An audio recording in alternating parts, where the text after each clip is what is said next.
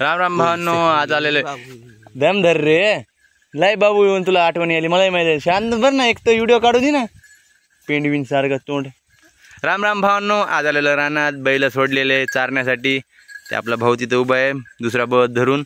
आम्ही दोघं भाऊ इथं उभे आहे. हे बघा, या आत्याचा पोरग. जय हिंद जय महाराष्ट्र.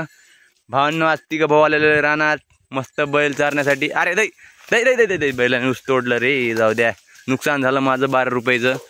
जाऊ द्या, हो द्या, मी असा बिवेला ऊस टाकतो. आज चारण्यासाठी सोडलेले. काय झालं काय म्हणलं रे तू? तितकं यायला काय हात दाखवायचं ते. जाऊ दे, आपली हे आपला ऊस कोणतं आहे? हे गोड ऊस आहे. हे गोड ऊस आहे? हा, नीट नीट सांगा भावांनो. काय सांग ऊसाबद्दल काय सांगा. जाऊ दे. हा ऊस नाही का, याला लाकूड नसते. लाकूड नसते. राईट, लय उदाहरण चांगला द्यायला असं. पुढं नाही का, लहानपणी हिरवा असतो, मग तो मोठ्या झाल्यावर पिवळा पडतो. कोणी शिकवलं तुला? शिकवलं कोणी? माझं धनगर मास्तर. धनगर? हा, धनगर सर, मलाही माहिती आहे ते. आणि हे ऊसात आणि ऊसात काय फरक आहे? हा ऊस आपले माणसात तसा प्रकार राहतो. आफ्रिकन डेंजर माणसं राहते, युपी बिहारीचे कमजोर माणसं.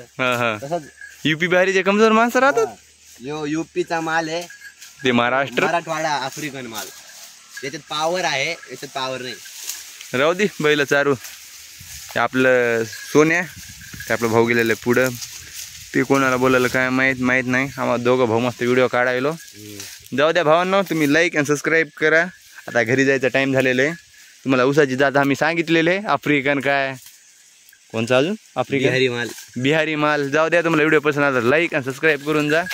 जय हिंद जय महाराष्ट्र. लागते म्हणे